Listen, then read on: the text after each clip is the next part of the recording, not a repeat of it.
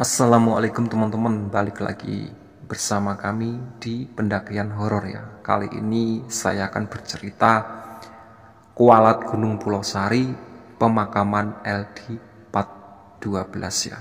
Sebelum cerita kita mulai, alangkah baiknya tekan tombol subscribe, like, dan komen. Dan jangan lupa aktifkan loncengnya agar kalian yang pertama mendapatkan notifikasi saat saya upload video terbaru. Oke? Jujur saja, sebelumnya aku tidak pernah percaya dengan keberadaan makhluk halus. Bagiku, cerita-cerita tentang penampakan setan dan pengakuan orang yang melihatnya adalah kebohongan besar. Bahkan aku menulis beberapa kisah horor yang berujung pada asumsi bahwa kisah itu hanya fiksi agar orang-orang tidak takut dengan setan. Tapi semua prinsipku sirna saat aku melakukan pendakian Gunung Pulau Sari. Aku menjadi sangat yakin kalau makhluk gaib itu memang ada. Masih menelisik di telinga walau kita tidak mendengarnya. Mereka duduk di samping kita atau tidak menyadarinya, atau bahkan tidur bersama kita setiap malam. Kejadian sore itu membuat percaya bahwa makhluk halus memang ada. Saat aku dan Uswah hendak meninggalkan Curug Putri, ada rombongan yang membawa keranda mayat. Aku pun heran, kenapa ada pemakaman di gunung seperti ini? Ternyata mayat di dalam keranda itu adalah LD. Dia mati dengan wajah berlumur darah. Saat ku hampiri, para pengantar jenazah itu malah hilang begitu saja. Aku tahu mereka pasti jin. Aku baru saja melihat penampakan itu. Saat kemudian Curug Putri bersinar memancarkan cahaya keemasan. Kututup kedua mataku dengan telapak tangan. Lalu terdengar derap kereta kuda mendekat. Kereta itu membawa seorang wanita cantik yang pernah menolongku beberapa hari lalu. Kereta kuda dikawal oleh banyak orang. Para pengawal itu berbadan besar seperti binaragawan. Mereka juga berpakaian lengkap layaknya prajurit kerajaan di Indonesia pada masa lalu yang kulihat di film-film. Mereka semua membawa tombak. Aku dan Uswah panik melihat kejadian aneh itu. Saat kami akan kabur, jalan setapak itu hilang. Pintu kereta kuda terbuka seolah mempersilahkan kami untuk masuk ke dalamnya. Aku menggelengkan kepala sambil menggenggam lengan Uswah agar tidak terpengaruh. Sayangnya aku yang khawatirkan malah terjadi. Tatapan Uswah tiba-tiba kosong. Ia melangkah perlahan mendekati kereta kuda itu. Uswah, jangan. Ku coba menahan tubuhnya, tapi dua pengawal kereta malah mendorong tubuhku. Kali ini aku tidak mau lagi kehilangan temanku.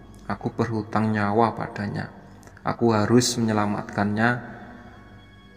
Setelah Uswah masuk, kereta kuda perlahan berjalan menuju kumparan cahaya. Aku mengikutinya dari belakang. Aku berteriak memanggil-manggil nama Uswah. Tidak terasa aku sudah berada di perkampungan warga. Para warga di sana berlutut sambil tertunduk saat kereta melintas. Di tengah perjalanan tiba-tiba ada anak kecil yang badannya dipenuhi bulu hitam. Ia juga bertaring, matanya merah menyala. Anak itu menghampiri kereta sambil melompat-lompat ke girangan. Di antara orang-orang yang berlutut ada Mira di sana. Ia berteriak sambil lari kecil menghampiri anak itu. Ia menggendongnya, lalu kembali berlutut kembali. Pakaian Mira sudah berbeda. Ia hanya mengenakan kain bermotif bunga warna coklat dan baju abu-abu yang sudah usang. Mira, Mir. Syukurlah aku ketemu kamu lagi di sini. Ayo Mir, kita pulang. Ada Curug Putri di sekitar sini. Jelas saja aku senang karena bisa bertemu Mira kembali. Enggak, Rik. Aku udah bilang hidup aku lebih bahagia di sini. Tolong sampaikan ke om aku kalau aku udah menikah dan punya anak. Aku mundur beberapa langkah, Mira sudah tidak bisa dibujuk lagi. Kereta kuda semakin menjauh. Segera aku lari mengejar kereta itu sambil terus memanggil nama Uswah. Tibalah aku di sebuah keraton yang megah. Ada dayang-dayang keraton yang menyambut kedatangan kereta kuda. Mereka menari-nari sambil terus tersenyum.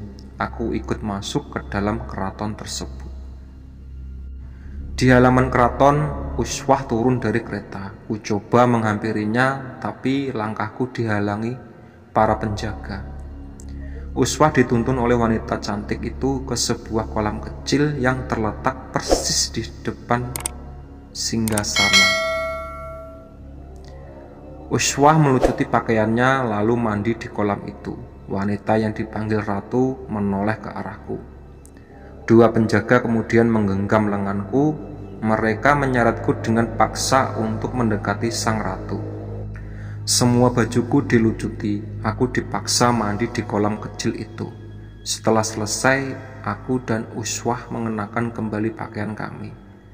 Kami lalu dibawa ke sebuah ruangan yang indah. Di sana sudah disiapkan berbagai hidangan lezat.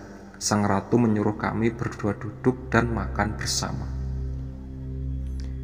Tidak ada pilihan lain, aku harus menuruti maunya. Kalau tidak, para penjaga di belakangku bisa saja menebas leherku.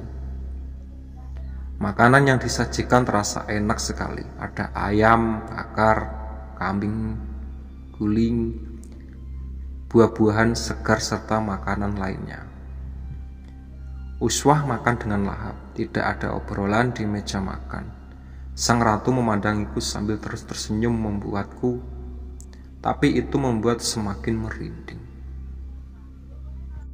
Setelah hidangan habis, sang ratu membawa kami ke halaman keraton. Di sana ada para dayang yang sedang mandi. Mereka semua cantik-cantik. Saat aku melintas, mereka curi pandang kepadaku sambil tertawa kecil. Di halaman keraton itu ada sebuah kuburan. Gundukannya ditata rapi dengan bebatuan yang ditumpuk. Di batu nisan itu tertulis Sultan Maulana Hasanuddin. Aku ingat dia adalah pendiri Kesultanan Banten. Berziarahlah, kata sang ratu. Aku dan Uswah duduk di samping kuburan itu. Aku mencoba doa sebisa di dalam hati. Kalian punya waktu sampai besok pagi untuk keluar dari gunung ini. Pulanglah, esok pagi akan ada longsor besar di gunung ini. Sang ratu menunjuk ke arah dinding. Dari dinding itu tampaklah jalan setapak. Aku dan Uswah berjalan ke arah dinding. Ajaibnya, kami tiba-tiba berada di sebuah jalan setapak. Ini pasti jalan pulang. Aku segera keluar dari gunung ini sebelum longsor itu terjadi. Oke ya, itu tadi cerita dari Kualat Gunung Pulau Sari, pemakaman LD. Sebelum cerita aku tutup, alangkah baiknya tekan tombol subscribe, like, dan komen. Oke?